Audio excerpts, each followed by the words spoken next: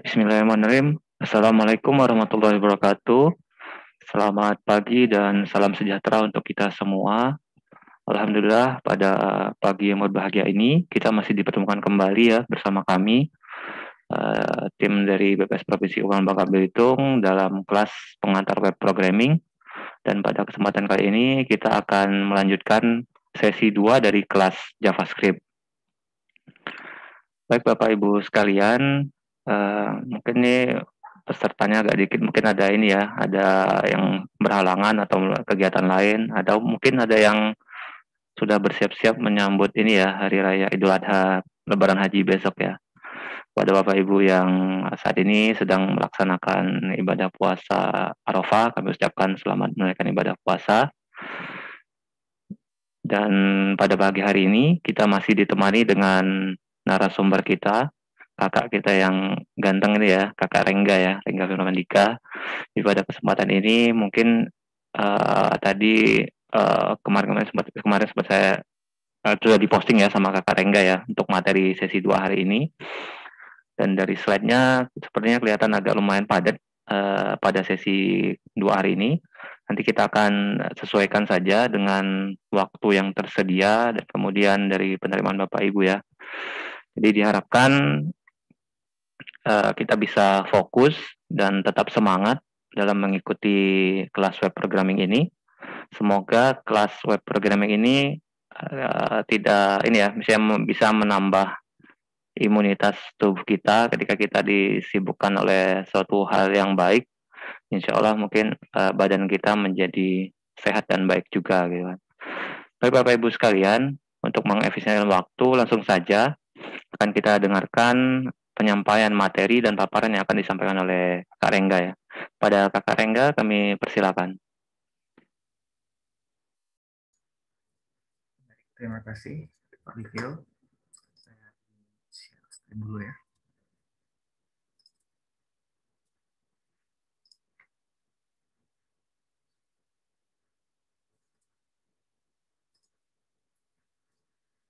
Assalamualaikum warahmatullahi wabarakatuh.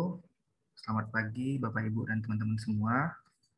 Alhamdulillah pagi hari ini kita dapat bertemu kembali di pertemuan kedua kelas pengantar JavaScript. Sebelum saya masuk ke materi untuk hari ini, saya akan review dulu apa yang telah kita pelajari sejauh ini di pertemuan pertama kemarin, karena kita sudah jeda sekitar 2 minggu, jadi saya khawatir mungkin Bapak Ibu sudah mulai lupa apa yang sudah dipelajari. Jadi untuk refresh kembali memorinya, maka kita akan review sedikit. Oke, jadi inti dari pemrograman dengan JavaScript itu adalah data. Kita punya data, lalu kita olah data tersebut sehingga menghasilkan output sesuai apa yang kita mau atau user mau. Nah, data di dalam JavaScript itu, data tentu memiliki tipe-tipe datanya ya. Dalam JavaScript kita punya 5 tipe data. Ada string, number, boolean, undefined, dan null. Nah, agar data yang berbagai jenis tipenya ini bisa dengan mudah kita gunakan saat kita perlukan, kita perlu menyimpan data tersebut dalam sebuah tempat, dalam sebuah kotak misalnya. Nah, kotak ini disebut sebagai variabel. Kemudian, setelah disimpan dalam variabel, berikutnya yang perlu kita lakukan adalah memproses variabel tersebut, karena inti dari pemrograman seperti yang sudah saya bilang tadi adalah tentang data dan bagaimana kita memproses data sehingga menghasilkan suatu output yang kita mau. Nah, untuk melakukan manipulasi atau pengolahan terhadap variabel dan data yang ada di dalamnya, kita memerlukan sesuatu yang namanya operator. Di dalam JavaScript kita mengenal ada 5 operator, ada arithmetic, assignment, string, comparison, dan logical. Saya nggak akan membahas lebih jauh masing-masing pengertian operator ini karena kita sudah bahas di pertemuan sebelumnya. Kalau Bapak Ibu lupa, bisa buka materi yang sudah saya share di pertemuan berikutnya. Oke, jadi sejauh itu kita sudah mempelajari sampai materi itu, sampai ke operator. Berikutnya, untuk hari ini, kita akan masuk ke JavaScript dokumen objek. Di pertemuan berikutnya saya juga sudah menyampaikan cara bagaimana kita melog atau menuliskan sesuatu di konsol, itu dengan menuliskan console.log something gitu. Misalnya console.log hello world, outputnya adalah tulisan hello world yang akan dimunculkan di konsol yang ada di Chrome Developer Tools di browser Bapak Ibu masing-masing. Nah, saya juga udah menyinggung selain mengeluarkan output di konsol, kita juga bisa mengeluarkan output di halaman HTML dengan komen dokumen.write hello world misalnya. Codingan itu akan menghasilkan output berupa tulisan hello world yang akan muncul di halaman HTML Bapak Ibu. Nah, apa sebenarnya dokumen itu dan mengapa dia bisa melakukan manipulasi terhadap halaman HTML? Nah, itu yang akan kita pelajari hari ini. Itu disebut sebagai JavaScript dokumen object. Jadi, dokumen object model adalah objek yang digenerate oleh browser saat sebuah halaman HTML dijalankan. Objek ini mewakili halaman HTML yang sedang dijalankan tersebut.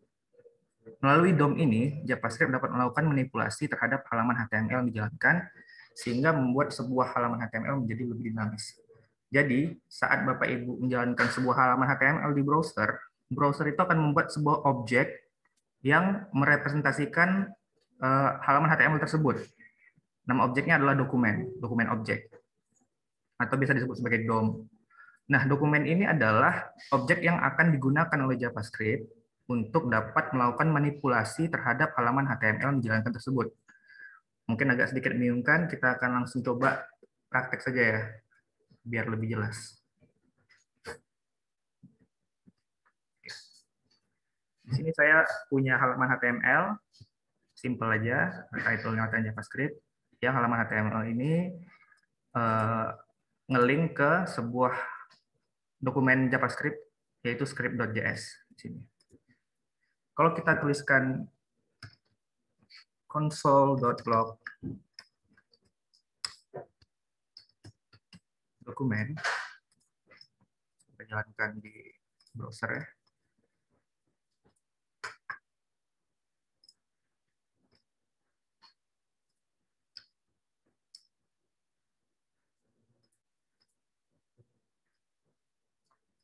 Kalau kita console.log dokumen, kalau kita lihat di browser, di inspect console, nah ini akan muncul objek dokumen di sini.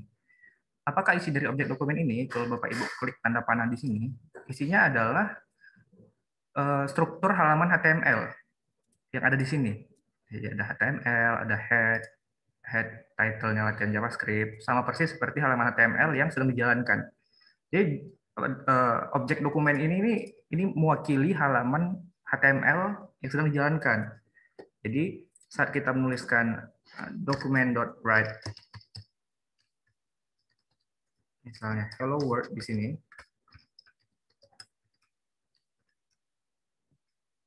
ini sama saja kita mengatakan objek dokumen tolong tuliskan hello world di halaman HTML, karena dokumen ini adalah yang mewakili halaman HTML ini. Saat kita refresh, dia akan menuliskan di halaman HTML ini, hello world, seperti itu. Jadi saat kita ingin mengakses dan melakukan manipulasi terhadap halaman HTML, kita menggunakan sebuah objek yang namanya dokumen. Saat kita mau menuliskan sesuatu di HTML, kita buat komennya dokumen.write hello world, misalnya. Maka akan muncul tulisan hello world di halaman HTML ya. Nah, sekarang pertanyaan berikutnya adalah bagaimana kalau misalnya kita mau mengakses elemen tertentu dari sebuah halaman HTML. Dokumen ini kan dia mewakili seluruh halaman HTML secara keseluruhan gitu. Sementara dalam JavaScript kita seringnya mau melakukan manipulasi terhadap elemen-elemen tertentu aja, misalnya terhadap heading-nya atau paragraf atau elemen-elemen tertentu lain gitu. Kita mau melakukan manipulasi terhadap elemen-elemen tertentu. Enggak melakukan manipulasi terhadap halaman HTML secara keseluruhan gitu. Nah, jadi di dalam JavaScript itu ada 3 cara kita untuk mengakses elemen tertentu dalam sebuah halaman HTML. Yang pertama, kita akses berdasarkan ID-nya, ID HTML-nya. Jadi itu keyword-nya adalah document.getElementById. Ini untuk mendapatkan elemen HTML berdasarkan ID-nya. Yang kedua, ada komen document.getElements by tag name. Baru diisikan tag name ini dalam tanda kurung. Ini gunanya adalah untuk mendapatkan elemen HTML berdasarkan nama tag-nya. Terus yang ketiga, ada perintah document.getElements by class name.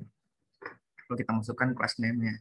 Ini adalah komen untuk mendapatkan elemen HTML berdasarkan nama kelasnya. Kalau Bapak Ibu perhatikan, di sini untuk yang ID ini elemen tanpa S, sementara untuk yang tag name dan class name ini elements dengan S. Mengapa demikian? Karena ID itu unik. ID cuma ada satu jenis di dalam sebuah halaman HTML, tidak akan ada perulangan. Sementara kalau untuk class name dan tag name itu bisa berulang. Contohnya, misalnya saya punya halaman HTML seperti ini, ada P, kelas sama dengan paragraf, ID sama dengan paragraf 1. Nah, paragraf 1 ini nggak boleh berulang di dalam halaman ini, karena dia unik. Cuma boleh dimiliki oleh satu elemen. Sementara kelas boleh berulang. Jadi kalau misalnya saya buat di bawahnya P, kelas sama dengan ID sama dengan paragraf 1 juga, ini nggak boleh. Nggak boleh, karena ini ID itu sifatnya unik. Dia cuma boleh ada muncul satu kali dalam satu halaman HTML.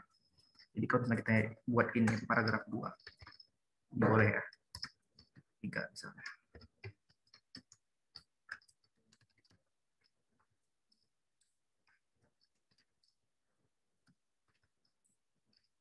Nah, yang pertama, contohnya adalah document.getElements by ID, misalnya.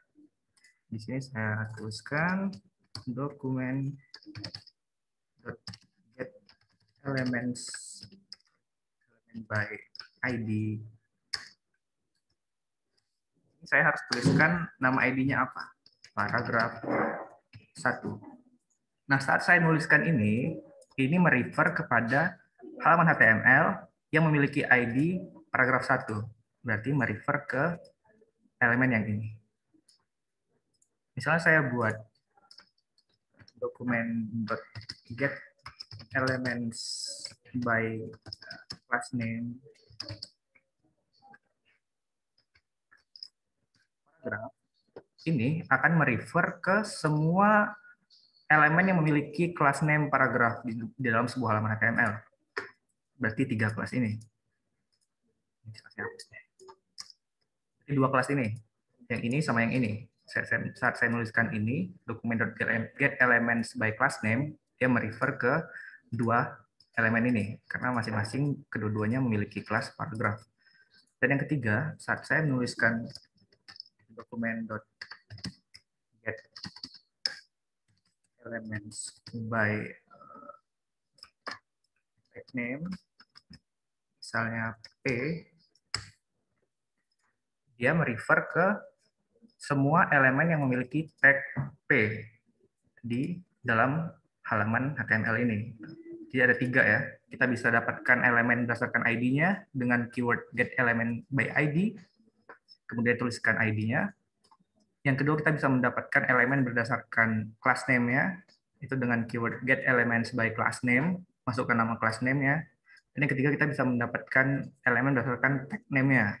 Itu document.getElements by tag name. Lalu masukkan nama tag-nya yang mau kita ambil, yang mau kita refer. Nah,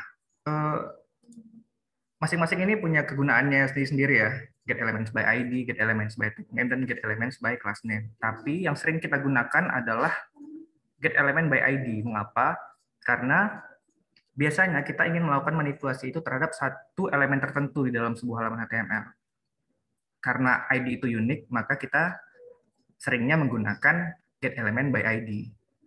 Tapi kembali lagi ke kebutuhan Bapak Ibu masing-masing. Nah, sekarang kita udah mendapatkan elemennya. Bagaimana cara kita melakukan manipulasi terhadap konten dari elemen tersebut? Ada ada tiga cara, ada tiga properti yang bisa kita gunakan untuk melakukan manipulasi elemen HTML. Yang pertama, kita bisa menggunakan inner HTML. Ini akan melakukan manipulasi terhadap konten HTML. Contohnya,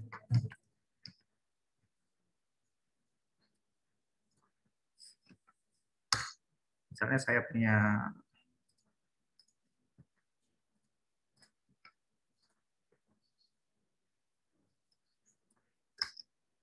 kode seperti ini ya misalnya. Ini saya buka di browser, dia nggak akan muncul apa-apa ya, karena P ini masih kosong. Nah, sekarang,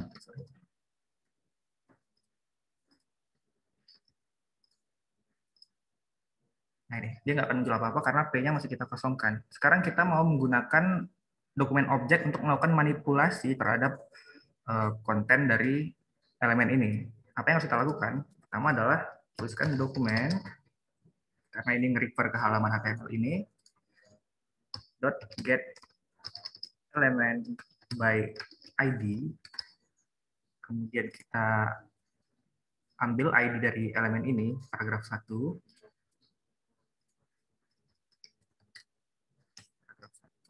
kemudian kita menggunakan komen inner HTML. Inner HTML ini adalah komen untuk mengakses isi dari sebuah elemen HTML. Misalnya kita buat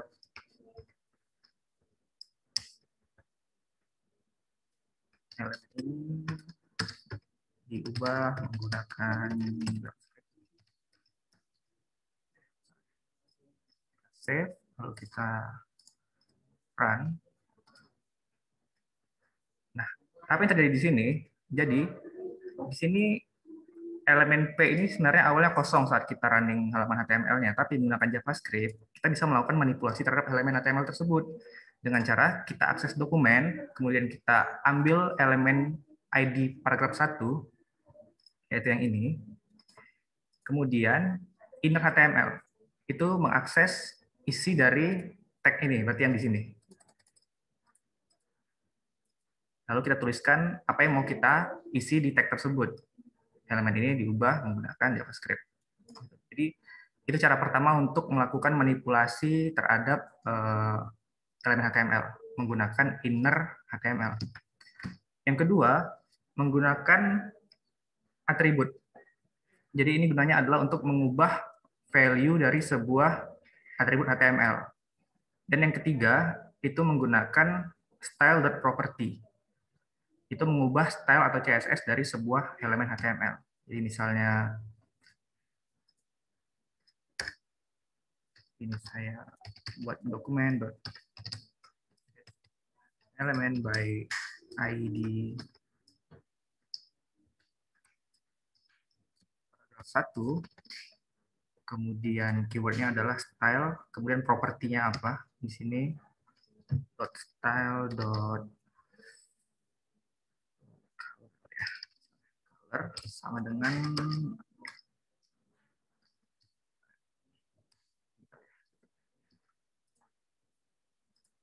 running. Jadi selain bisa mengubah isi dari elemen HTML, kita juga bisa mengubah CSS-nya atau style-nya dengan menggunakan komen style. Nah ini atribut atau elemen dari stylenya apa yang mau diubah itu. Dalam hal ini saya mengubah color-nya. Jadi dengan menggunakan JavaScript saya mengubah color dari elemen HTML yang awalnya hitam tadi saya ubah menjadi merah.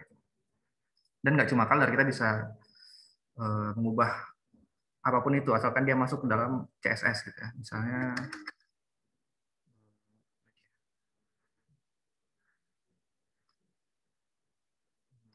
font width.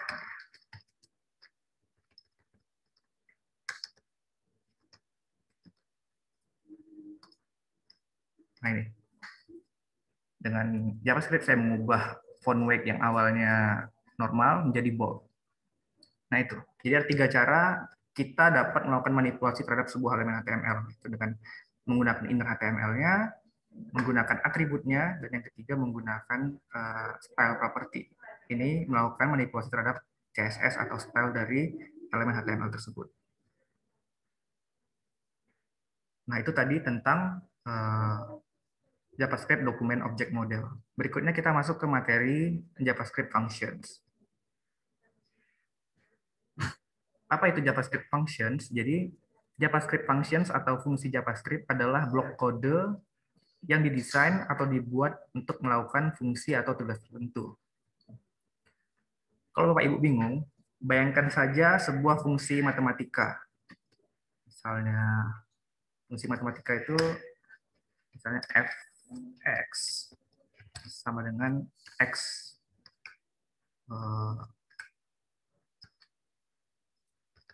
fx y misalnya x tambah y. Ini adalah fungsi yang melakukan operasi penjumlahan x tambah y. Kalau saya punya fungsi matematika x kali x, y, ini sama dengan x kali y. Ini adalah fungsi matematika yang melakukan proses perkalian x dikali y. Jadi intinya sama, fungsi matematika itu adalah fungsi yang melakukan sesuatu. Dalam hal ini, yang ini melakukan fungsi penjumlahan, yang ini melakukan fungsi perkalian. Nah, dalam JavaScript juga sama seperti itu konsepnya. Jadi function itu adalah potongan kode atau blok kode yang didesain untuk melakukan fungsi atau tugas tertentu. Bagaimana cara menuliskan function di dalam JavaScript? Sintaksnya adalah seperti ini. Tuliskan function, kemudian nama fungsinya, kemudian masukkan parameter jika ada, lalu tuliskan blok kode apa yang mau kita lakukan dalam function tersebut. Contoh function adalah function perkalian ini ya. Misalnya ini dalam statement matematika, tapi kalau dalam statement JavaScript-nya seperti ini. Function perkalian x, y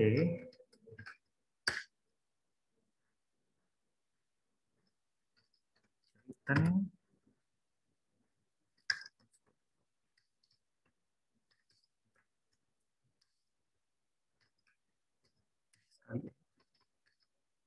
ini.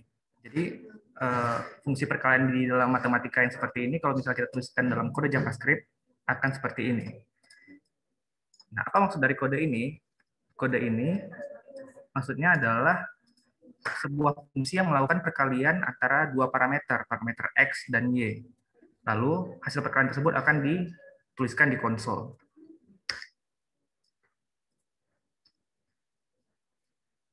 Bagaimana cara memanggil function? Untuk memanggil function, cukup tuliskan nama functionnya, kemudian isikan nilai parameternya jika ada. Jika tidak ada parameter, kosongkan saja. Contohnya ya, misalnya ini function yang memiliki parameter, function perkalian.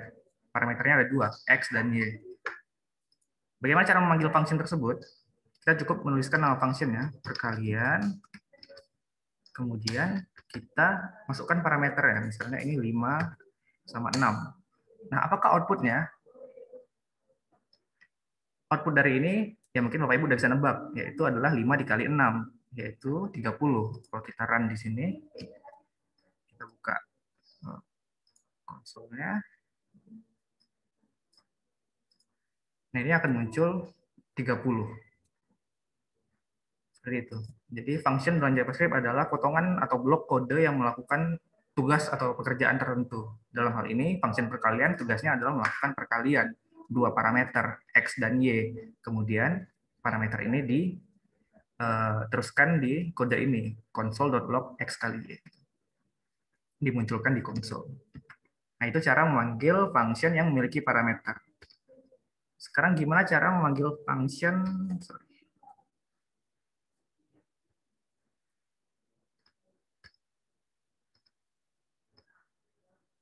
Gimana cara memanggil function yang nggak punya parameter? Kita punya function kedua. Nama functionnya show alert misalnya. dia akan melakukan alert di halaman HTML.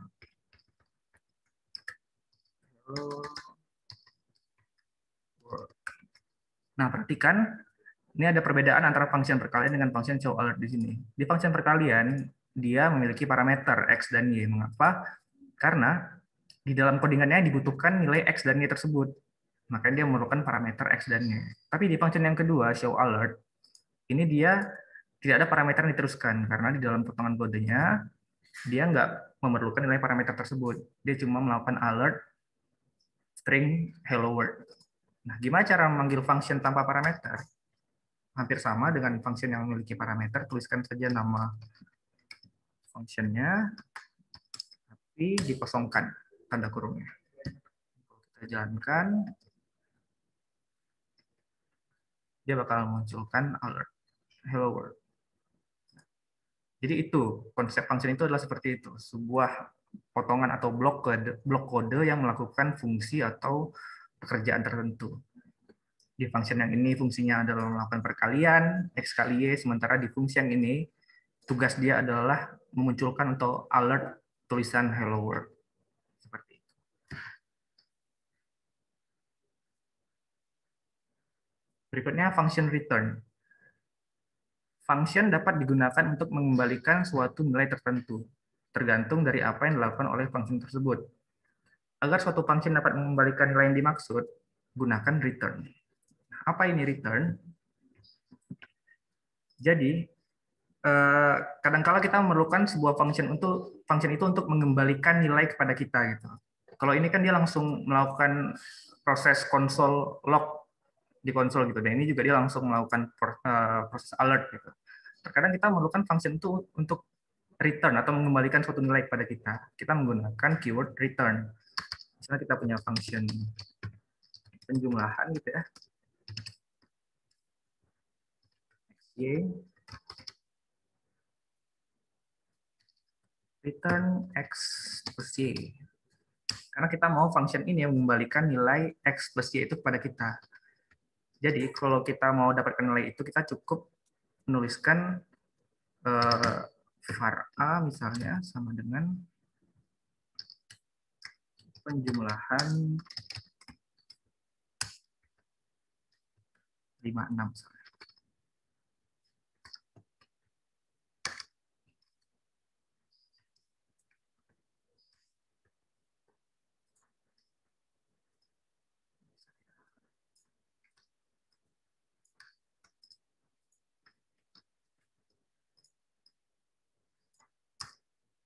Saya hapus dulu. Saya punya function namanya penjumlahan, ada dua parameter x dan y. Kemudian saya mau function ini mengembalikan nilai x tambah y kepada saya. Karena saya menggunakan keyword return di sini. Apa gunanya? Jadi saat kita mau mendapatkan nilai yang dikeluarkan oleh function tersebut, kita bisa masukkan dalam sebuah variabel misalnya. Ini coba saya simpan. Saya run. Jadi apa yang terjadi di sini? Jadi nilai x plus y ini saya kembalikan ke dalam sebuah variabel namanya variabel a. Baru variabel a ini saya konsol log untuk ditampilkan di konsol. Jadi untuk mengembalikan sebuah nilai dalam satu function itu kita menggunakan keyword return. Seperti itu ya Bapak Ibu.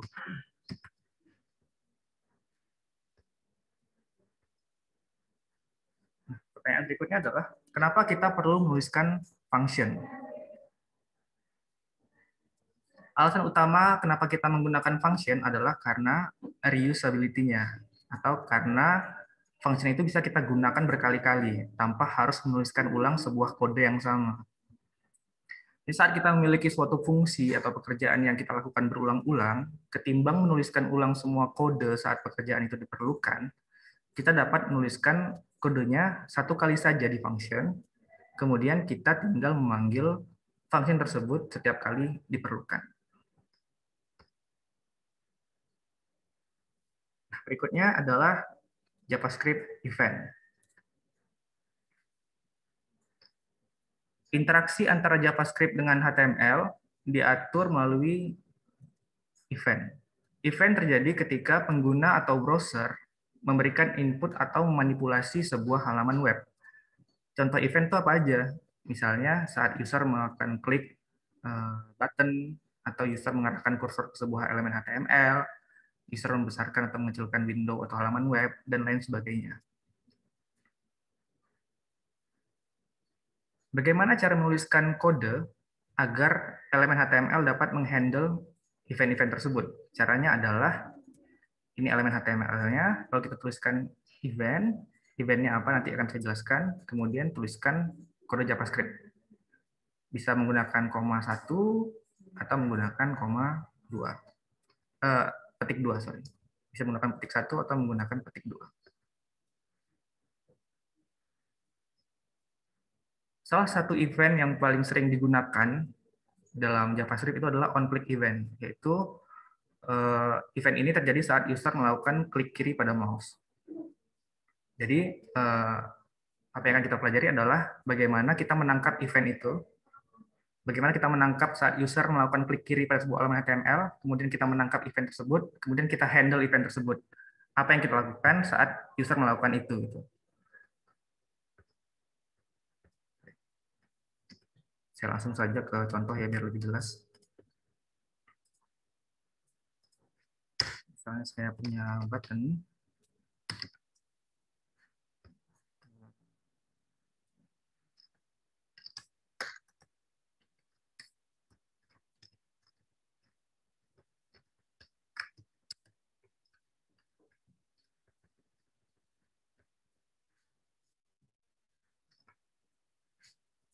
Kemudian saya punya function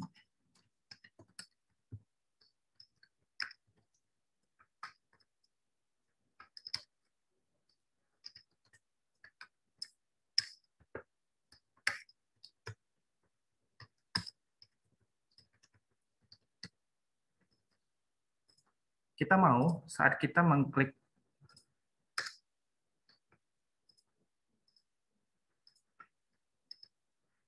kita mengklik saat user mengklik button ini, jadi eventnya adalah on click, kita mau memunculkan sesuatu. Jadi apa yang kita lakukan? Kita menggunakan event on click. On click, klik sama dengan. Di sini saya sudah memiliki function namanya show alert. Jadi function ini akan munculkan alert yang tulisannya adalah alert ini dimunculkan dengan event.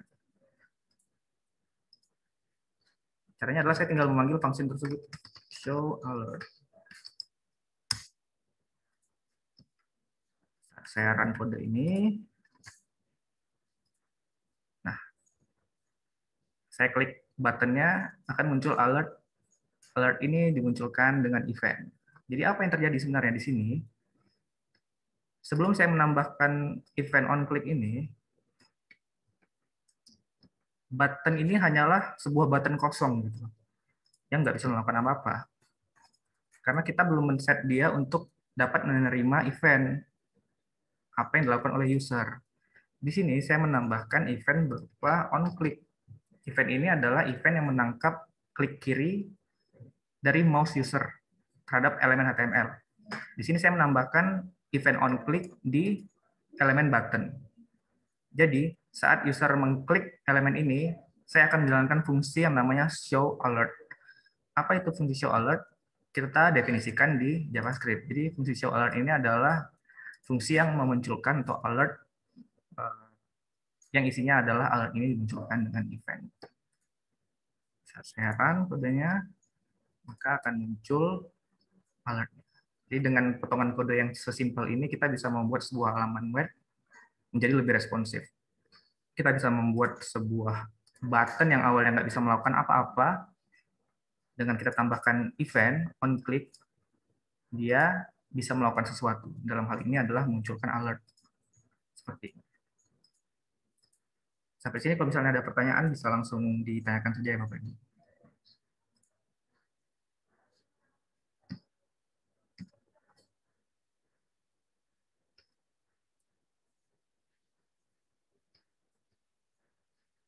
Mungkin biar lebih jelas, saya akan mencontohkan sebuah project kecil kali ya.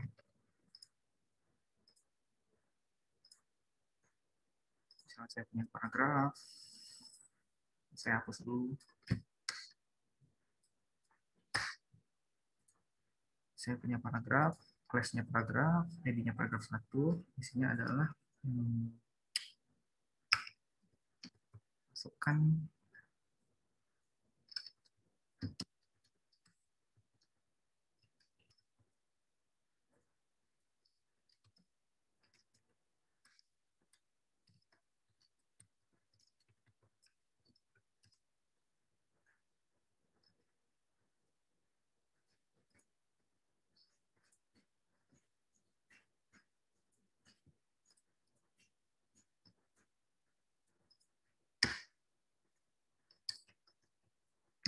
saya punya input.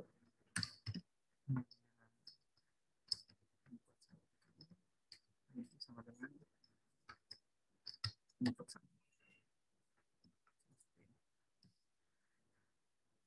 Misalnya saya punya halaman HTML seperti ini ya. Saya mau saat user memasukkan kode warna di sini dan klik tombol ini, warna di halaman HTML ini akan berubah tergantung dari warna apa yang dimasukkan oleh user tersebut. Ini saya perbaiki dulu.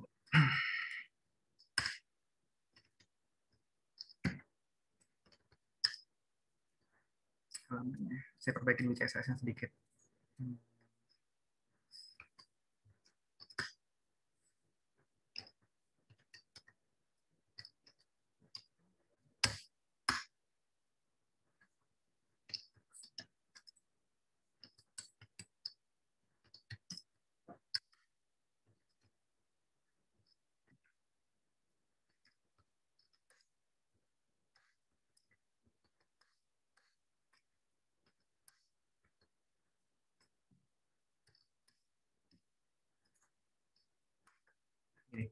Jadi saat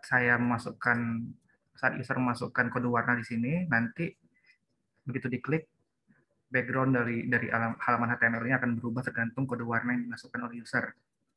Kita mau buat seperti itu. Jadi apa yang kita lakukan? Yang pertama adalah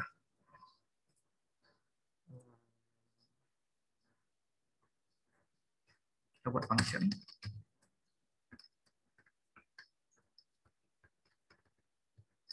Ubah warna.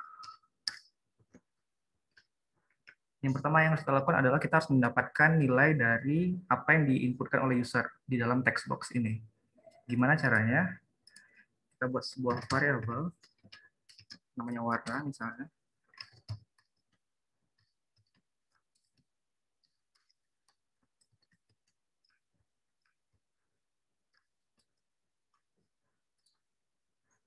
Di sini inputnya itu ID-nya adalah input 1.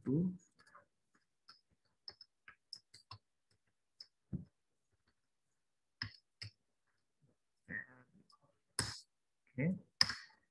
Kemudian setelah kita mendapatkan kode warna dari input ini, begitu diklik buttonnya, background dari halaman HTML ini akan berubah tergantung dari apa kode warna yang dimasukkan. Jadi berikutnya adalah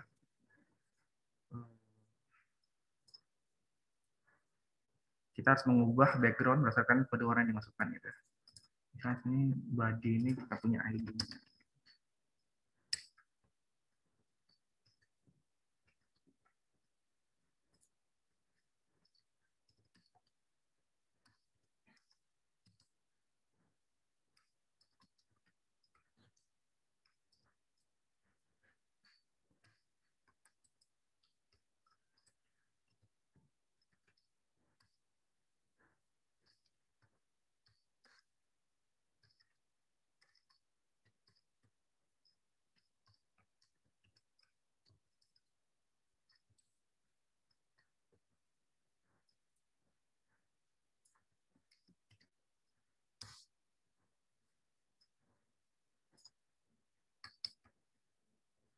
Di sini saya mengambil apa yang dimasukkan oleh user, kemudian apa yang dimasukkan oleh user itu saya gunakan untuk mengubah background color dari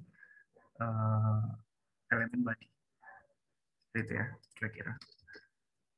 Tinggal kita menambahkan on click.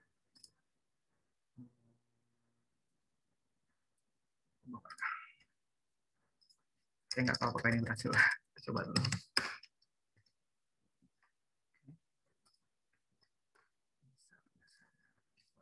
Di sini ada berubah. Nah, seperti itu ya.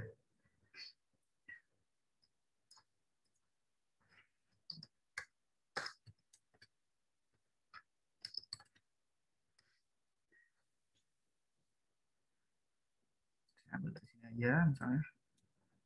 Jadi begitu saya masukkan kode warna di sini, saya klik, background dari halaman HTML ini akan berubah tergantung dari kode warna yang dimasukkan oleh user. Simple ya.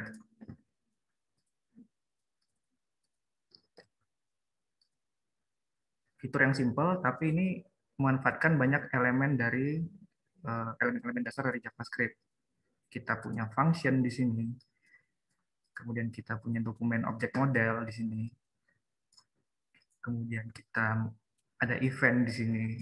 Jadi fungsi yang kelihatannya simple, tapi ini sebenarnya mengaplikasikan banyak elemen dasar dari pemrograman dengan JavaScript. Seperti itu Bapak Ibu. Jadi ketimbang kita dengan JavaScript, ketimbang kita memfixkan background color dari sebuah halaman HTML di awal gitu, dengan JavaScript kita bisa membuat dia lebih responsif. User bisa mengatur warna background halaman HTML sesuai yang dia mau. Fitur ini udah banyak diaplikasikan di halaman-halaman web yang ada sekarang itu. Kalau Bapak Ibu pernah perhatikan, mungkin saat masuk ke halaman web itu bisa milih temanya ya, ada dark theme atau light theme. Nah itu konsepnya sama seperti konsep ini. Gitu. Ada pertanyaan Bapak Ibu sampai sejauh ini? Kalau misalnya nggak ngerti dengan codingannya bisa langsung disampaikan aja, nanti saya ulangi lagi. Jadi sampai sini udah paham ya? Kita udah belajar mengenai dokumen objek. Mas Rangga, Mas. Ya, silakan. Maaf, saya Prima dari BPS. Ya, silakan. Mau tanya, Mas, itu apa namanya? Yang tadi itu yang di script HTML-nya ya? Nah, itu yang di input type text-nya itu name apa namanya? Name itu nama apa sih, Mas? Apa namanya? Elemen ya, name itu namanya. Name ini nah, itu apakah harus ada sebenarnya ya? nggak mesti ada sih. Ini bisa dihilangkan. Oh. Sorry ya, ini agak membingungkan ya. Ini bisa dihilangkan. Oh, iya. Saya kira Jadi, harus ada gitu ketentuan gitu. Enggak sih. Terus yang kedua, ada. Mas, berarti itu ini ya apa? Kalau misalkan kayak di pemrograman kayak yang masih terstruktur gitu kan, kalau bisa saya analogikan kan, itu input satu itu berarti sudah apa? Secara otomatis sudah menjadi variabel global ya, Mas ya? Input satu ini. Input satu yang di situ. Ya. Ya. Jadi maksud saya pas di fungsi script JS-nya itu berarti nggak usah nggak usah dimasukin sebagai parameter di fungsinya itu gitu ya? Berarti sudah value dari input ini yang kita ambil gitu sebagai parameter di fungsi ini. Makanya saya ambil ini kan var warna dokumen get element by id input 1 dot value. Jadi value dari atau isi dari text box inilah yang akan saya ambil gitu. Value-nya saya masukkan dalam variabel warna. Dan inilah yang akan saya gunakan sebagai input untuk mengubah background color dari elemen body yang ada di halaman HTML ini. Oh iya. Berarti saya dia sudah bisa dibaca dengan sudah bisa dibaca oleh fungsi apapun ya yang karena dia masuk itu ya. Benar, bisa dibaca. Oh iya, oke. Saya kira harus bisa dibilang global lah gitu. Jadi dari script JS ini kita bisa mengakses apapun yang ada di dalam halaman HTML ini. Ya, karena kita merefer script JS-nya kan. Misalkan ada ini ya, src script JS. Jadi apapun yang ada di sini bisa kita akses dari halaman JS ini. Oke. Itu, Mas. Iya. Jadi nggak perlu kita declare lagi sebagai global variable karena emang nggak bisa langsung dibaca. Mantap nih. Terus kalau misalkan ini Mas, kita kan kayak tadi tuh ada tag P gitu kan, terus kan dia punya ada color atau apa gitu kan. Itu bisa ngeliatnya di mana Mas ya? Bisa ngelihat itunya. Harusnya itu udah dipelajari di kelas CSS ya harusnya. Oh, berarti iya, Jadi, maksudnya ya kan ada buku atau manual booknya. Jadi misalkan kalau kelas P itu punya apa-apa aja gitu. Terus kalau kelas yang tadi apa input punya apa gitu kan. Itu ada manual booknya nggak Mas kalau kayak gitu Mas? Jadi kita mungkin bisa lihat di mana gitu. bisa Kan search kita sih nggak di hafal Google kita. ya, karena Oh iya iya. nah ini mungkin saya berbagi pengalaman juga nih. Jadi biasanya kalau ngoding itu ada anekdotnya adalah sekitar 20% itu, kalau programming itu 20% ngoding, 20%-nya lagi debugging atau mencari error, dan 60%-nya itu googling. Jadi emang kita Iya iya. menghabiskan banyak waktu untuk googling karena emang terlalu luas apa yang harus kita pelajari gitu ya. Saya aja kadang-kadang masih sering googling gimana caranya buat text input ini gitu. Apa sih keywordnya mau buat text input di HTML gitu. Masih sering googling gitu. Dan saya yakin teman-teman yang narasumber-narasumber yang lain yang ada di BPS Provinsi ini juga pasti masih melakukan hal yang sama gitu. Dan itu nggak masalah gitu. Jadi kita salah satu kesalahan paling umum dari orang yang baru belajar programming adalah mencoba menghafal semua kode yang ada gitu. Itu nggak perlu. Itu akan membuang waktu. Jadi cukup pahami aja dasarnya seperti apa, nanti selebihnya tinggal googling aja. Ini kalau input ini apa aja sih atributnya yang bisa kita gunakan gitu. Jadi saya menyarankan Mas bisa googling apa aja kira-kira yang bisa diaplikasikan di JavaScript ini. Yang penting saya sudah menyampaikan dasarnya. Seperti itu. Terima kasih. Satu lagi Mas, kalau yang di apa namanya? Kalau yang tadi kan kalau on click itu kan dia klik kiri ya. Ya, klik kiri. Nah, ini cumain aja. Kalau klik kanan di JavaScript ada nggak Mas? Kalau klik kanan. Jadi kalau misalkan kita klik kanan, biasanya kan kita kalau di data gitu kan klik kanan kita mau apa gitu. Kalau misalkan di grid gitu. Sepertinya ada sih ya, cuma saya belum pernah pakai sih. Oh ya, oke. Mungkin bisa di googling sih Mas. Tapi saya belum pernah Iya, pakai. Biasanya kita pakai klik kiri ya. Untuk eventnya itu kita pakai klik kiri. Klik kiri gitu. Jadi klik kanan sih jarang sekali digunakan. Tapi kan kadang-kadang kita perlu ya. Jadi kalau klik kanan maunya muncul menu apa gitu ya. Saya yakin ada sih, cuma saya belum tahu gitu. Jadi mungkin nanti bisa di search sendiri aja kali Mas ya. Siap. Ya, emang kan gini Mas, apa namanya? Kan kalau ini sih yang dalam bayangan saya, bisa nggak ya apa sih kayak semacam aplikasi desktop gitu, terus bisa dirubah jadi aplikasi ini kan bisa basis web yang sih? Ya ini kan basis web. Gini ya. Iya. Jadi waktu itu kan sempat bikin juga aplikasi cuma basis desktop gitu. Nah, sementara kalau katanya orang jaringan yang di BPS itu ya kalau bisa basisnya jangan desktop, basisnya web gitu kan. Wah, saya masih awam banget nih soal web. Jadi ini saya lagi punya ini gimana ya caranya merubah basis desktop terus jadi basis web gitu ya? kan? Apa? Mau nge-convert gitu dari yang basis desktop ke basis web gitu. Iya, karena kan terkait dengan yang kemarin ada virus tuh Mas di itu kan kita tahu lah ya kan maksudnya. Jadinya itu, apa terus saran dari apa namanya jaringan orang JKD ini kalau bisa dirubah aja nih jadi basis web gitu kan, jangan basis desktop. Terus saya pusing lagi gitu sih gimana sih. Iya deh, masih banyak Mas Rengga ini sudah jadi curhat nih. Ya. Kalau misalnya yang Mas maksud adalah gimana cara nge-convert aplikasi yang udah dibikin di desktop ke web, jujur saya nggak tahu caranya karena emang berbeda sekali kan antara bahasa pemrograman desktop dengan bahasa pemrograman web. Di desktop kita perlu compiler kan buat nge-compile codingan kita jadi executable file, jadi exe kan. Sementara di web itu kita cuma perlu interpreter kan, cuma perlu browser. Jadi ini dua dunia yang sangat-sangat berbeda sebenarnya. Jadi nggak, kalau Mas nanya gimana cara yang convert itu dari desktop ke web, itu saya nggak bisa ngasih jawaban gitu. Jadi harus emang Jadi harus belajar saya di cuma bisa bilang JavaScript-nya ya gitu harus kan. belajar web. Emang kayaknya sekarang ini udah kewajiban buat kita belajar Iya web. itu dia. Semua aplikasi udah berpindah Iya. dari yang awalnya berbasis desktop, sekarang udah diarahkan ke yang berbasis web. Saya dulu juga programmernya basisnya desktop, Mas. Bahasa C# Hmm. sama Java dulu.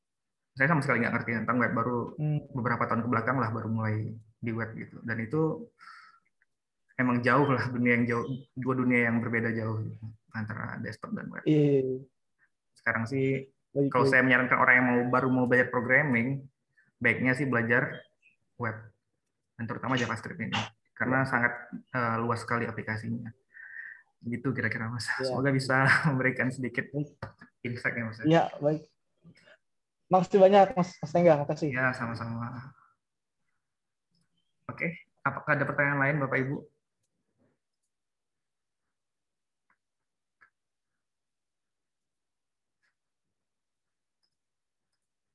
Kalau misalnya nggak ada, kita lanjutkan dulu ya materinya. Lanjut. Oke.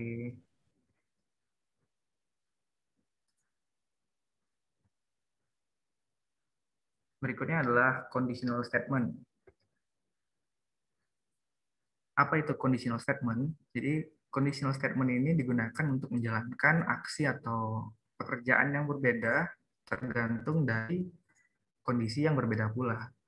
Seringkali dalam saat kita melakukan programming, kita menemukan situasi di mana kita kalau kondisinya kayak gini, kita harus menjalankan potongan kode yang ini. Kalau kondisinya seperti ini, kode yang dijalankan adalah yang seperti ini, dan begitu seterusnya itu. Nah itu kita memerlukan yang namanya conditional statements. Di dalam JavaScript ada 4 conditional statements. Ada if, else, dan switch. Yang pertama, if.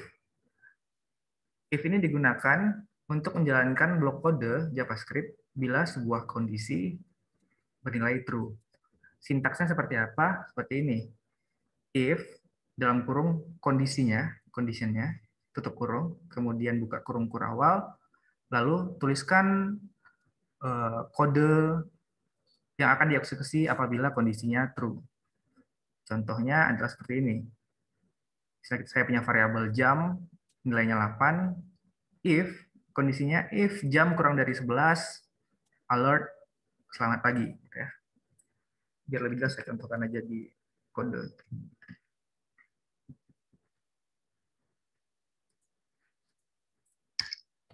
Saya punya variabel jam di sini. Kemudian saya punya conditional statement if. Kondisinya adalah saya mau kalau misalnya jamnya kurang dari jam 12, halaman web mengeluarkan alert selamat pagi misalnya. Jadi if jam kurang dari 12, alert selamat pagi. Ini. Misalnya kita set di sini jamnya sama dengan 13 misalnya. Apa yang akan terjadi saat saya run? Nggak terjadi apa-apa. Karena potongan kode yang ini hanya akan dijalankan saat kondisi ini bernilai true. Karena nilai jam ini adalah 13, jadi jam kurang dari 12 ini nilainya false. Maka kode ini nggak dijalankan. Tapi kalau misalnya kita ubah, jam sama dengan 8, dan kita run, akan muncul selamat pagi. Mengapa demikian? Karena kondisi ini nilainya true. Jam nilainya adalah 8. Di saat kita mengatakan jam kurang dari 12, dan nilainya adalah true, maka potongan kode ini dijalankan. Itu yang pertama, if. Berikutnya else. Gunakan statement else untuk menjalankan blok kode JavaScript bila sebuah kondisi bernilai false. Sintaksnya seperti apa? If, dalam kurung condition, kemudian tuliskan kode yang akan dieksekusi bila kondisinya bernilai true, kemudian else, di sini kita tuliskan kode yang akan dieksekusi bila kondisinya bernilai false. Contohnya seperti apa? Sini saya tinggal menambahkan else alert siang. Ya, jadi apa yang terjadi di sini? Saat kondisinya true, maka kita akan menjalankan kode yang ini. Dan else, saat kondisinya false, kita akan menjalankan kode yang ini. Saat kita jalankan di browser, dia akan muncul selamat pagi. Karena statement ini bernilai true. Artinya potongan kode ini yang akan dijalankan. Tapi kalau misalnya kita ubah ini menjadi 14 misalnya, saya refresh halamannya, yang muncul adalah selamat siang. Mengapa? Karena kondisi yang ini bernilai false. Jadi dia turun ke potongan kode yang ini. Seperti itu ya Bapak Ibu. Itu untuk else. Yang ketiga ada else if. Gunakan statement else if untuk membuat kondisi baru jika kondisi yang pertama bernilai false. Sintaksnya seperti apa? If condition, kemudian kodenya seperti apa kalau kondisi ini bernilai true.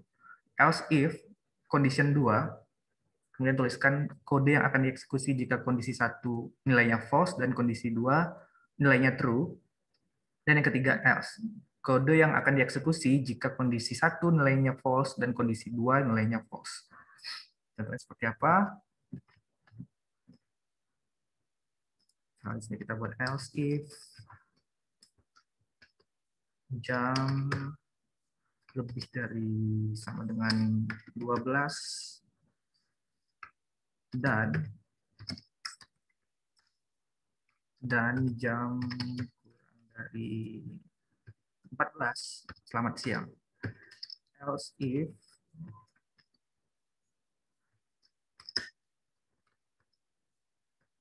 jam lebih dari sama dengan 14. Jam kurang dari 14.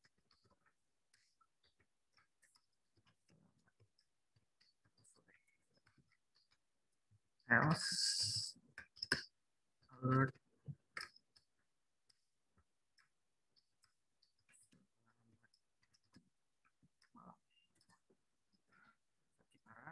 ya akan muncul selamat sore.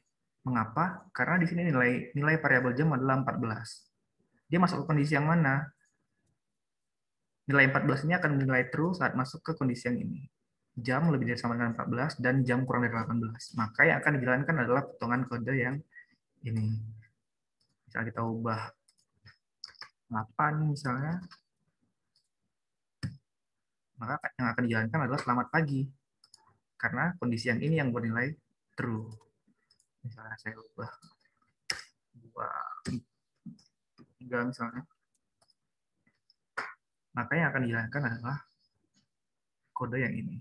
Karena 3 kondisi di atas ini ketiga-tiganya bernilai false. Jadi seperti itu ya Bapak Ibu. Jadi if, dan else kita gunakan saat kita memiliki potongan kode yang akan dijalankan tergantung dari kondisinya. Kalau kondisi yang ini yang true, jalankan yang ini. Kalau kondisi yang ini yang true, jalankan yang ini. Dan seterusnya, dan seterusnya. Seperti itu. If, else if, dan else. Nah, berikutnya ada conditional statement yang keempat. Itu namanya switch. Switch digunakan untuk memilih satu dari beberapa blok kode untuk dieksekusi. Sintaksnya seperti apa? Seperti ini, switch dalam kurung expression-nya, kemudian buka kurung awal, case X, kode jika expression sama dengan X, kemudian di break, case Y, kode jika expression sama dengan Y, kemudian break, case Z, kode jika expression sama dengan Z, kemudian break, dan default, yaitu kode jika expression selain X, Y, atau Z. Selain expression bernilai X, Y, atau Z.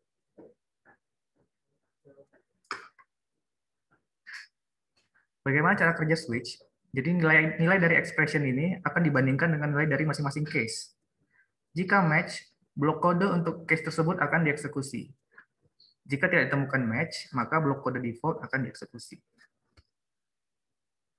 Contohnya ya.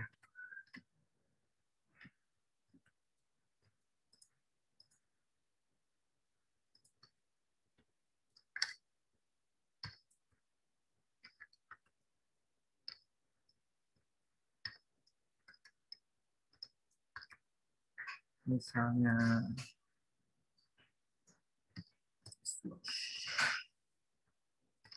jam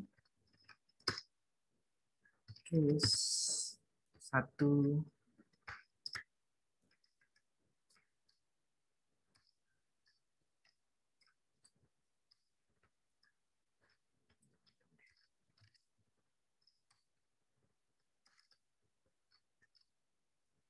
case 1 alert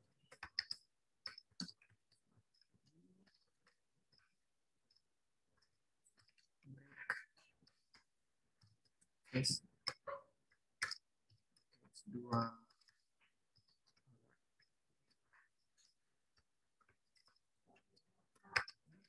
yang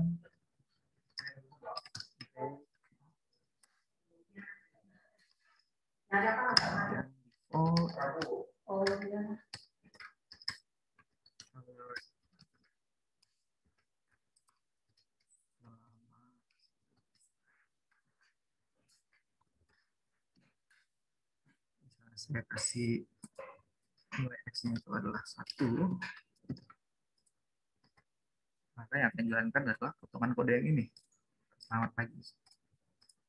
Kalau saya masukkan kode nilai X-nya itu 2, maka yang akan dijalankan adalah potongan kode yang ini. Selamat siang. 4, maka yang akan dijalankan adalah potongan kode yang ini. Selamat sore.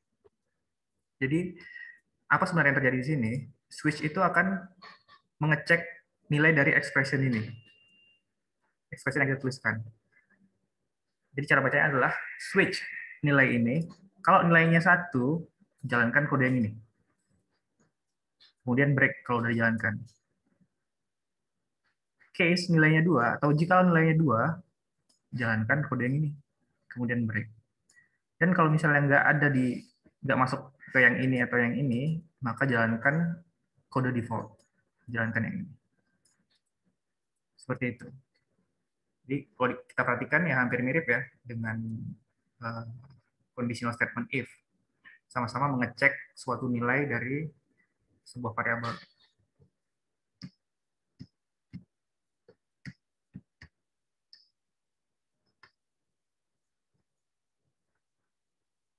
Nah, kemudian mungkin akan muncul pertanyaan di benak Bapak Ibu. Kita harus menggunakan switch atau kita menggunakan if. Apa bedanya? Jadi, kapan kita menggunakan switch, kapan kita menggunakan if? Ini ada satu penjelasan yang cukup komprehensif ya terkait ini, yang saya temukan di internet. Kapan kita harus menggunakan switch, kapan kita harus menggunakan if. If you are switching on the value of a single variable, then use a switch. Otherwise, stick with if-else statements. Saat kita switching value dari sebuah variabel, kita gunakan switch. Jadi kayak tadi, X variabelnya. Kita switching nilai X. 1, 2, 3, dan seterusnya. Itu kita gunakan switch statement. Selain itu, kita gunakan if. Jadi kalau yang kayak gini, karena kita nggak switching dari nilai X, kita pakai logical condition di sini. Jam kurang dari 12, jam lebih dari sama dengan 12, jam kurang dari 14, kayak gitu. Nah, ini kita gunakan if. Akan sangat-sangat memakan waktu kalau kita menuliskan case 1 sama dengan selamat pagi, break. Case 2 juga selamat pagi gitu. Kalau kita pakai switch itu akan makan waktu gitu kan, kalau kita definisikan satu-satu gitu. 1 selamat pagi, 2 selamat pagi, 3 selamat pagi, 4 selamat pagi gitu. Nanti 12 baru selamat siang. Kalau yang kayak gitu, kita gunakan if. Tapi kalau kita switching nilai variabel, jadi kalau nilai variabelnya ini, maka jalankan kode yang ini. Kalau nilai variabelnya ini, jalankan kode yang ini. Itu kita menggunakan switch. Kira-kira bisa dipahami nggak?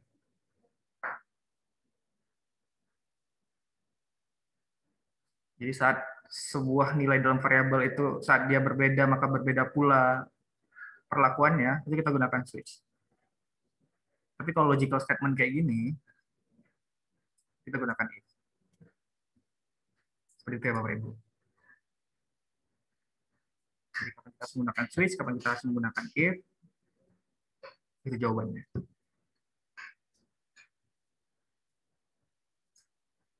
Berikutnya adalah JavaScript array.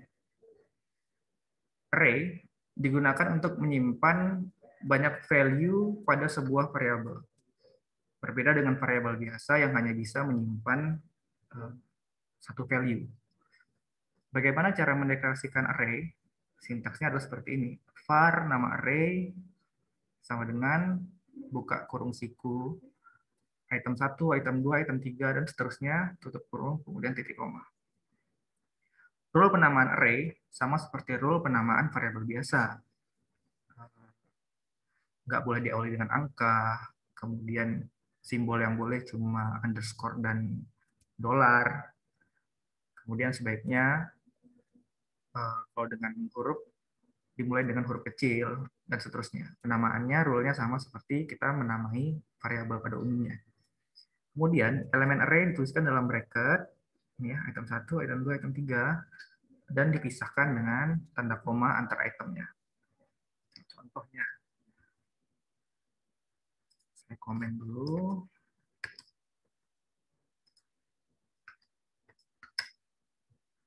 Misalnya saya punya variabel nama.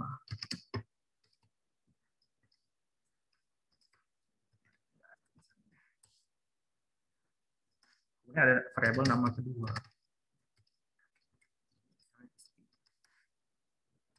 Nama.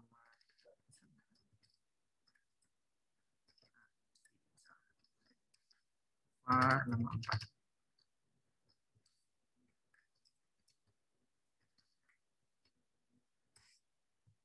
Ini baru 4 nama ya. Ini udah cukup capek juga nulisnya. Gimana kalau misalnya kita punya banyak nama gitu, banyak variabel, banyak isinya gitu, variabel nama misalnya. Nggak mungkin kita menuliskan satu-satu kan. Akan sangat memakan waktu. Nah, di dalam JavaScript sediakan sesuatu yang namanya array. Jadi kalau variabel biasa hanya dapat menyimpan satu nilai saja, array itu bisa menyimpan lebih dari satu nilai. Jadi variabel yang banyak ini bisa kita tuliskan ulang dengan menggunakan array. Misalnya var nama sama dengan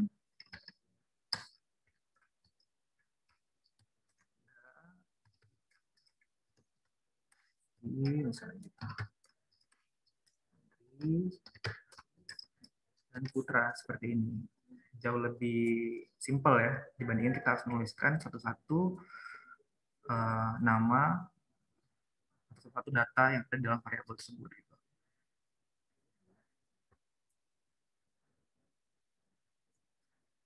Nah, array ini sesuatu yang sangat umum di dalam bahasa pemrograman. Mungkin kalau Bapak Ibu familiar dengan bahasa pemrograman lain, misalnya R gitu ya, sebutannya bukan array di situ, tapi list misalnya. Tapi konsepnya sama. Sebuah variabel yang mampu menampung lebih dari satu data.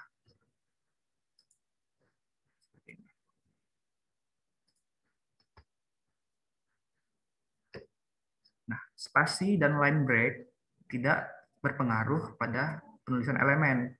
Array juga bisa dituliskan seperti ini. Jadi nggak cuma mendatar seperti ini ya. Karena spasi dan line break nggak berpengaruh, elemennya juga bisa Bapak Ibu tuliskan seperti ini. Jadi saya bisa menuliskan ini seperti ini.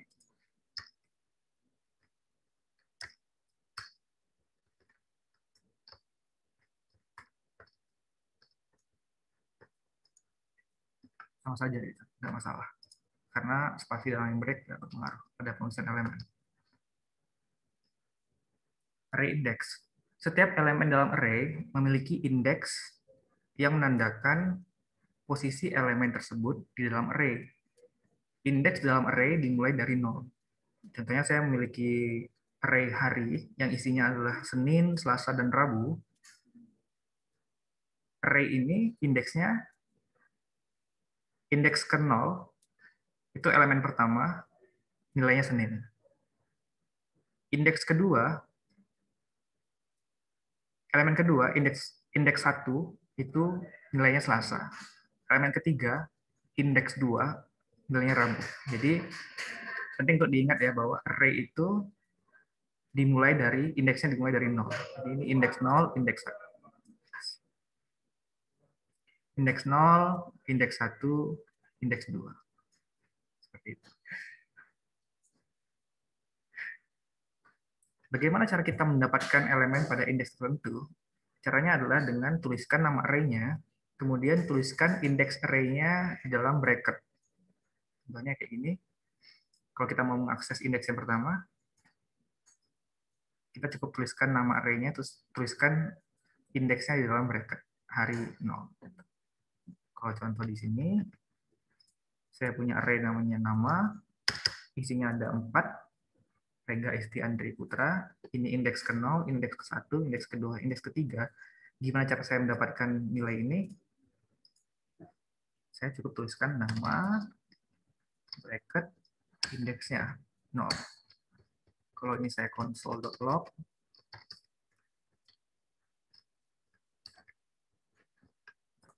saya jalankan di sini.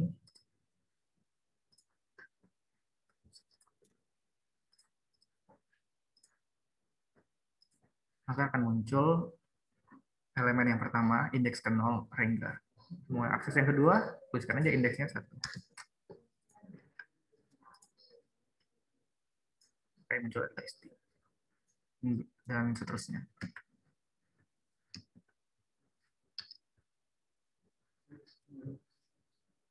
Bagaimana cara mengubah elemen dalam array? Untuk mengubah elemen dalam array, cukup assign nilai baru pada indeks yang ingin diubah. Jadi contohnya saya punya array hari, isinya Senin, Selasa, Rabu. Misalnya nilai yang Senin ini mau saya ubah, cukup tuliskan hari, kemudian indeksnya, berikan nilai baru terhadap hari tersebut. Hampir mirip saat kita ingin mengubah nilai pada sebuah variabel. Hanya saja kita memerlukan indeks di sini untuk merefer ke elemen yang mana yang mau kita ubah dalam array tersebut.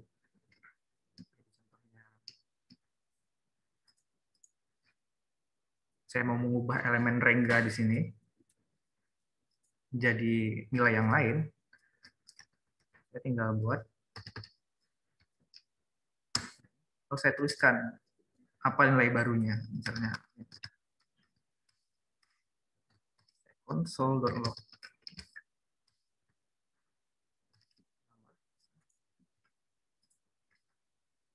Sekarang muncul bahwa Rengga sekarang sudah berubah nilainya menjadi admin di sini.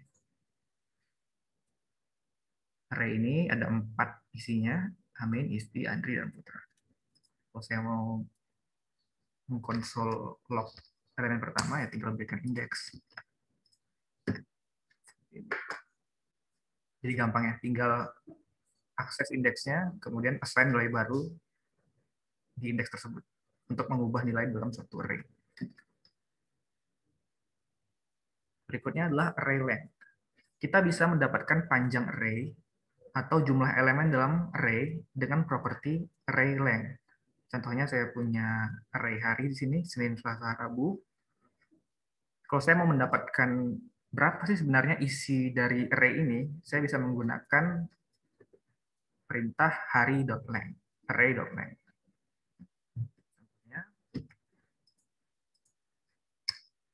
Saya misalnya mau tahu berapa sih isi dari array nama ini, saya tinggal tuliskan nama.length.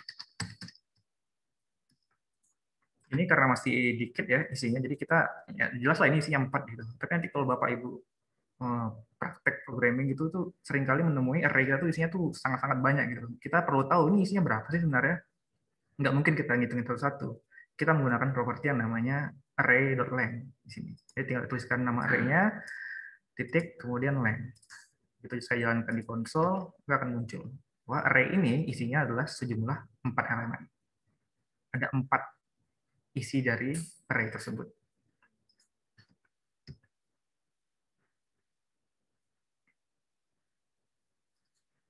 Sekarang gimana caranya untuk menambahkan elemen dalam array?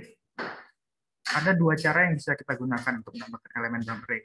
Yang pertama menggunakan metode push. Yang kedua menggunakan properti array length yang baru saja kita pelajari tadi. Contohnya adalah yang pertama menggunakan metode push.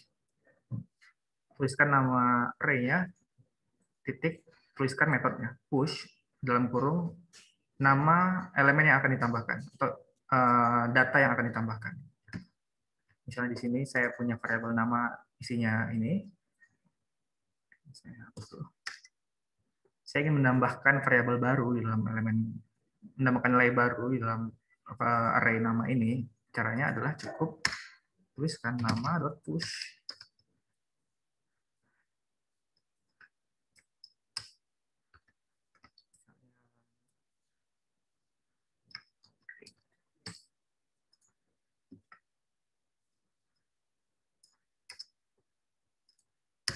Saya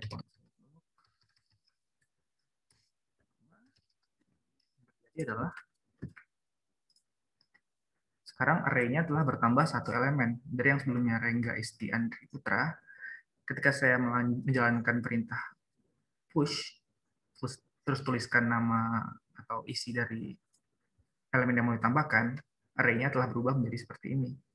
Isinya 5, kemudian ada 5 elemen, kemudian isinya adalah Rengga Isti Andri Putra dan Audrey. Metode push ini hanya menambahkan array di posisi paling akhir ya, Bapak Ibu. Jadi dia nggak nyelip di sini misalnya atau di sini. Dia akan menambahkan elemen baru di posisi paling terakhir dari array yang mau ditambahkan itu. Yang kedua, menggunakan array length. Caranya seperti apa? Seperti ini. Tuliskan nama array-nya, kemudian tuliskan indeksnya. Yang indeksnya ini bisa kita dapatkan dari array length, kemudian tuliskan elemen baru yang mau ditambahkan. Contohnya, sebenarnya konsepnya adalah seperti ini. Kita menambahkan, kita memberikan nilai baru atau menambahkan nilai di indeks terakhir plus 1 dari dalam sebuah array. Karena di sini array-nya ada 5 ya isinya, jadi indeksnya itu sampai 4. Saat kita menuliskan ini,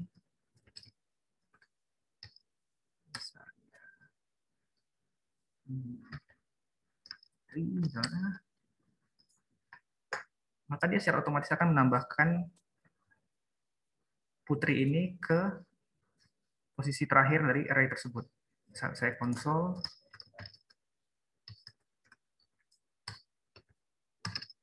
nama, sekarang telah bertambah gitu ya. Rengga, Isti, Andri, Putra, Audrey. Jadi tuliskan, saat ini menambahkan elemen baru, tuliskan nama array-nya, kemudian tuliskan indeks terakhir plus 1, kemudian tuliskan elemen baru yang mau ditambahkan. Nah, sekarang masalahnya kita nggak selalu tahu indeks terakhir itu berapa. Kalau yang ini kan kita bisa dengan jelas ya melihat, karena elemennya masih dikit. Tapi seperti yang saya bilang tadi, seringkali nanti elemen array itu sangat-sangat banyak, sehingga kita nggak mengetahui indeks terakhir itu berapa sih sebenarnya. Nah, itu kita menggunakan array length tadi.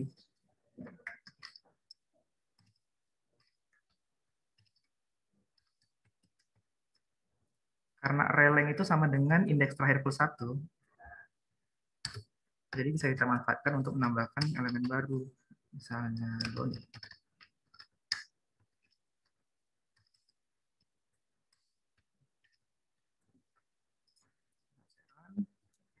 Dia bertambah.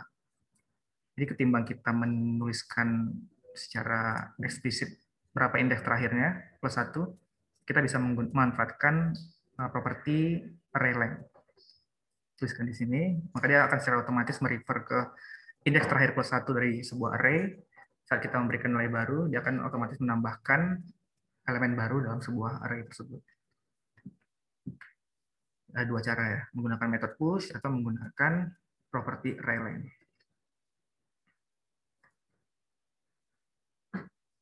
Berikutnya adalah JavaScript loop. Sampai sini, Bapak Ibu, apakah ada pertanyaan?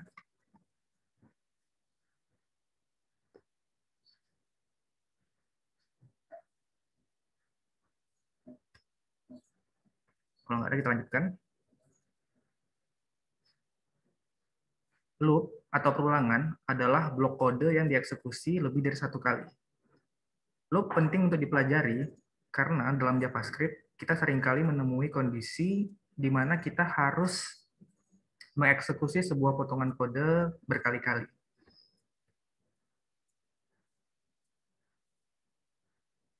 Ada 3 jenis loop yang akan dibahas. Well, ada 2 sih untuk yang pertemuan kali ini. Yang pertama ada while, dan yang kedua ada for.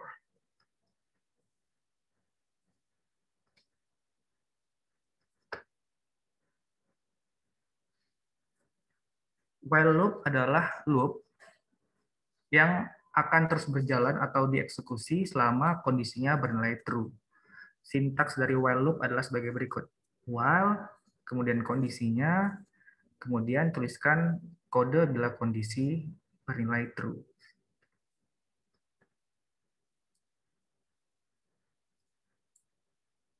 Contoh while loop seperti apa?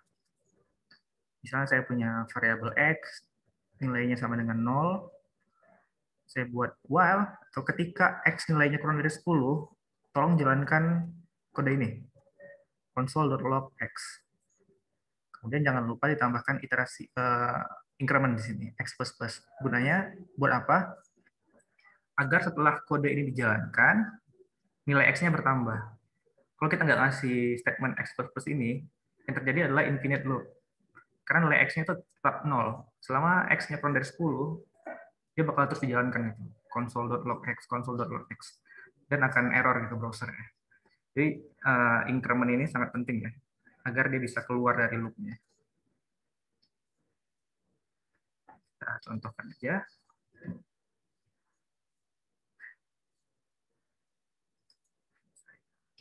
Komen dulu.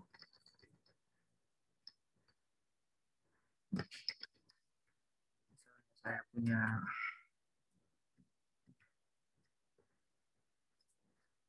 variabel namanya X, nilainya 0. Saya buat while, atau ketika X itu nilainya kurang dari 10, tolong tuliskan di konsol nilai dari X. X++. Saya simpan. Saya jalankan. Dia akan menuliskan di konsol nilai X. 0, 1, 2, 3, 4, 5, 6, 7, 8, 9. Apa yang terjadi di sini? Pertama, nilai X itu adalah 0.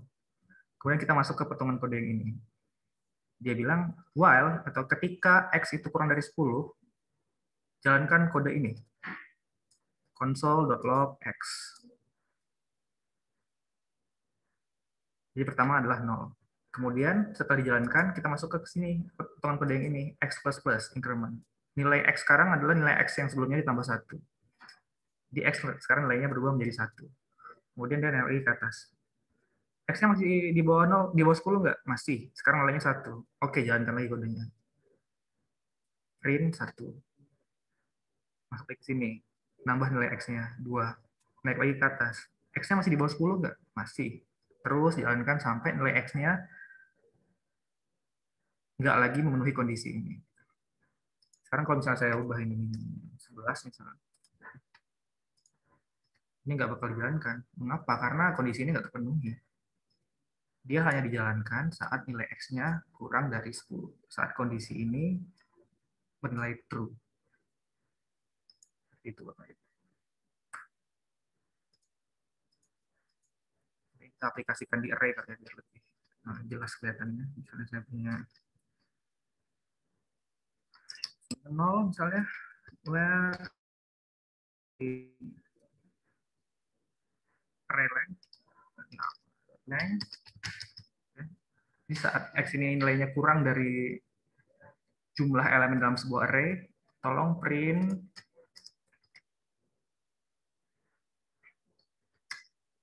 nama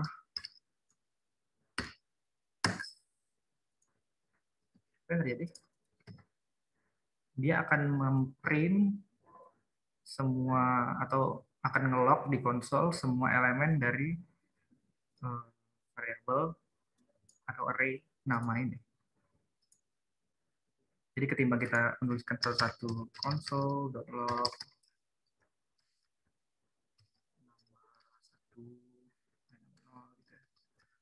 console.log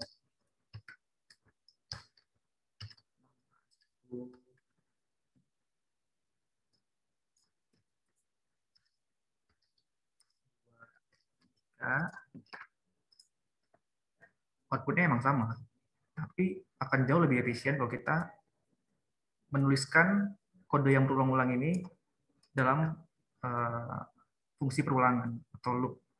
Jadi kita menggunakan while.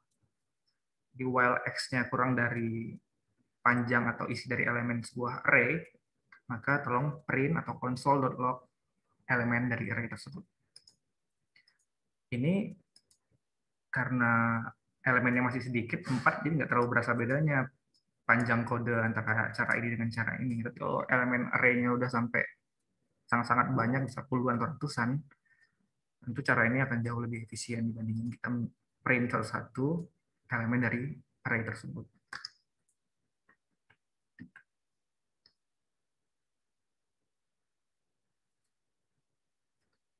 Berikutnya adalah do while. Do while ini adalah variasi dari while.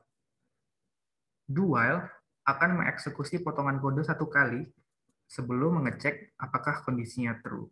Jadi do dulu sekali, jalankan kodenya, baru dicek kondisinya. Gimana sintaksnya? Tuliskan do, buka kurung kurawal, tuliskan kode yang ingin dieksekusi, kemudian while condition. Contohnya seperti apa?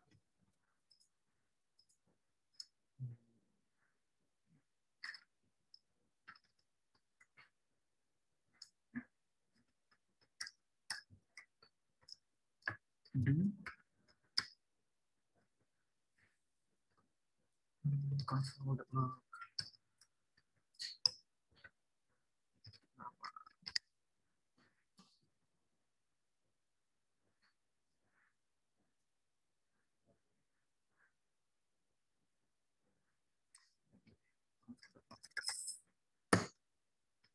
while x kurang dari 10 misalnya.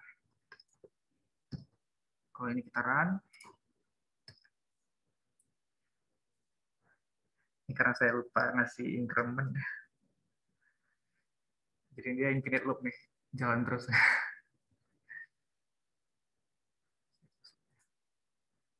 Jadi nge-hang browser.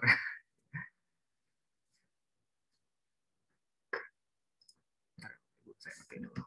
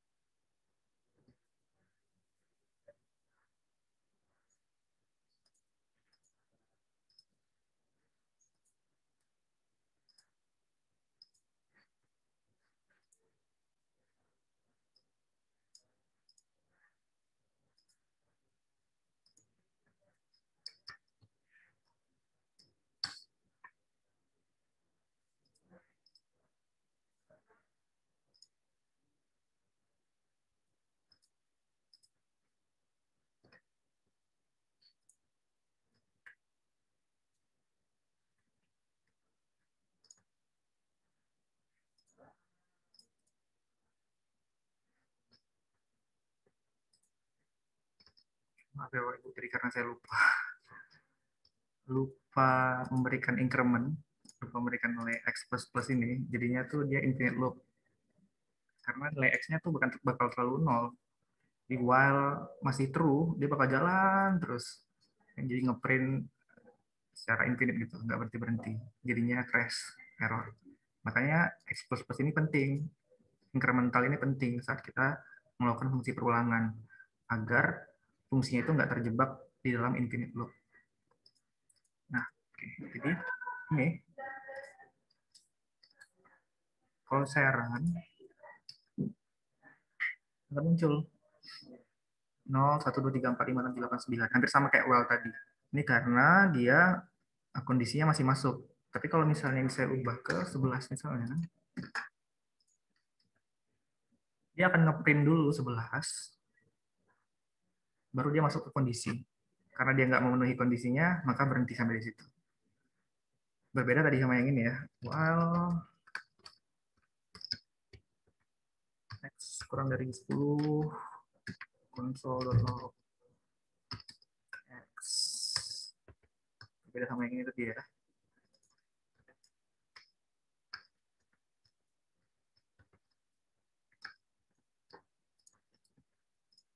Kalau ini dia nggak akan munculkan apa-apa, karena dia masuk ke sini, kondisinya langsung false. Karena kondisinya false, maka yang ini nggak dijalankan. Tapi kalau yang ini, dia akan menjalankan dulu sekali, do dulu sekali, kemudian baru dicek kondisinya benar atau enggak. Jadi minimal akan dijalankan sekali. Mereka akan muncul 11. Jalankan dulu console.x, kemudian cek kondisinya, ternyata false, maka loop-nya berhenti sampai di situ.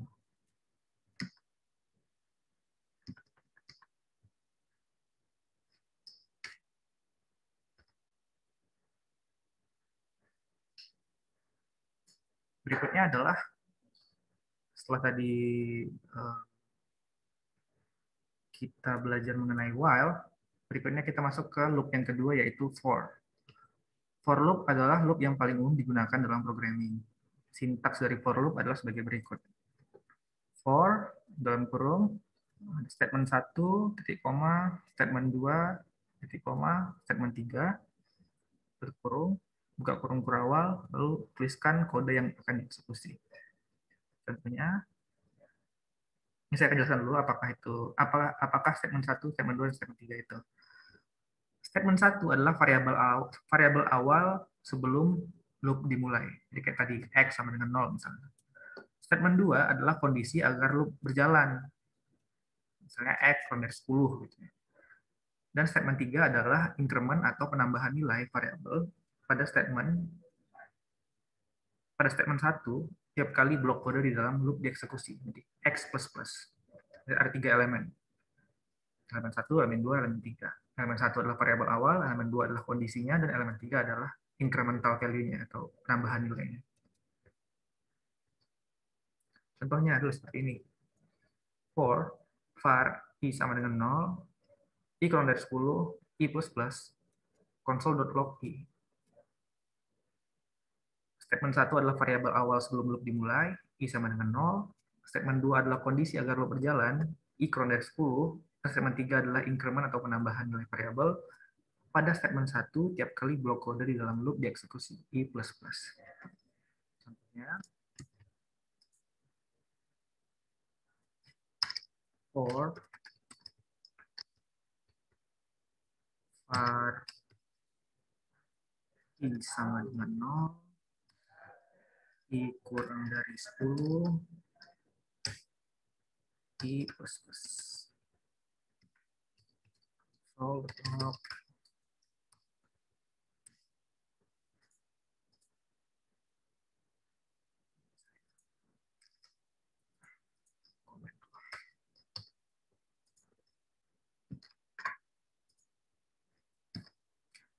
jalankan, outputnya adalah seperti ini.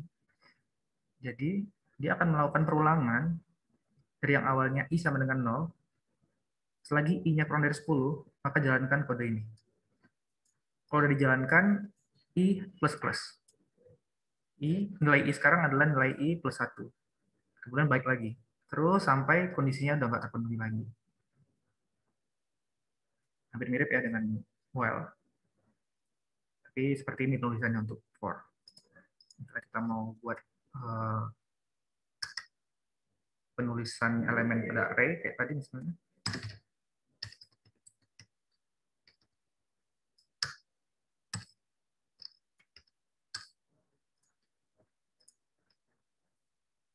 Formulanya harus seperti ini. Jadi awalnya i itu adalah 0. Selagi i kurang dari panjang dari array, maka tolong tuliskan elemen ke i dari array nama.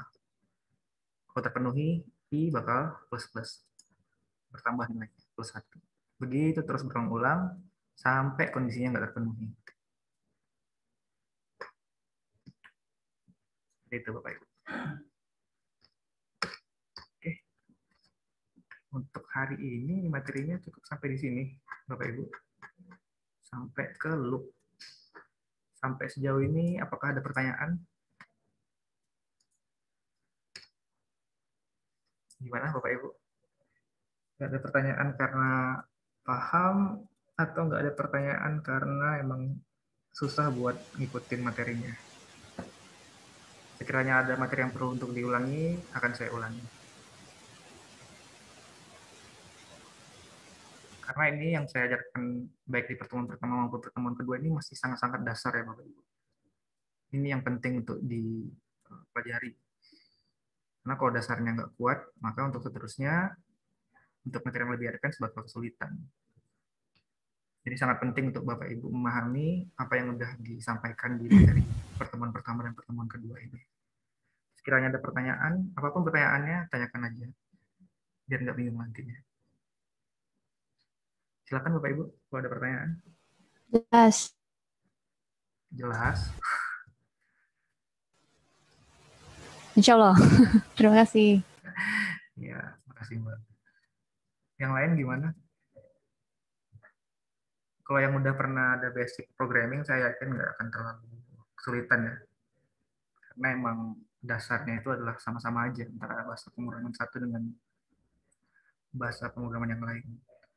Tapi kalau misalnya Bapak Ibu nggak punya basic pemrograman, ya saya khawatir ini entah terlalu cepat atau agak kurang jelas penyampaiannya. Jadi kalau misalnya masih ada yang belum paham, bisa langsung ditanyakan aja Bapak Ibu.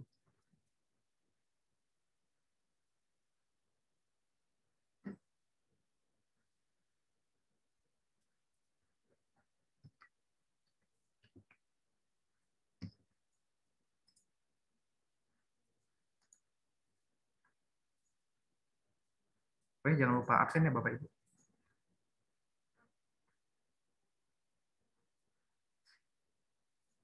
Linknya udah di-share di chat.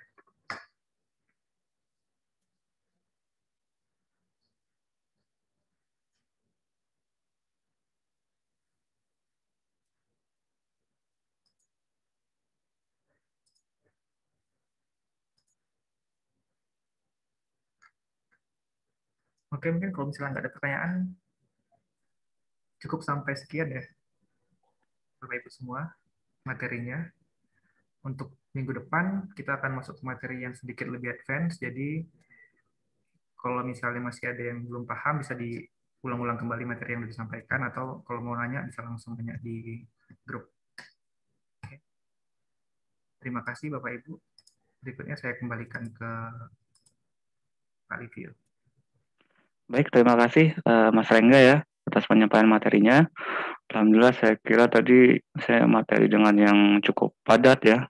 Saya kira waktunya akan melebar gitu ya. Alhamdulillah tepat waktu yang disampaikan oleh Mas Rengga. Jadi Bapak Ibu sekalian, sekali lagi mengingatkan untuk link presensi sudah kami share ya di chat. Terus kemudian bagi Bapak Ibu yang mungkin pada saat tadi belum melakukan praktek secara menyeluruh gitu kan, nanti setelah ini bisa melakukan praktek sambil melihat nonton videonya. Nanti insya Allah akan kita seperti biasa kita upload di YouTube. Lalu ketika ada yang hal-hal misalnya yang masih belum jelas, kami ini ya feel free ya, misalnya teman-teman kalau ketika mau ngejapri, tanya baik di WAG ataupun misalnya japri langsung ke pemateri, kami feel free ya, misalnya bebas ya Bapak Ibu ininya untuk bertanya kepada kami. Terima kasih ya Bapak Ibu sekalian. Jadi untuk sesi kedua hari ini kita cukupkan.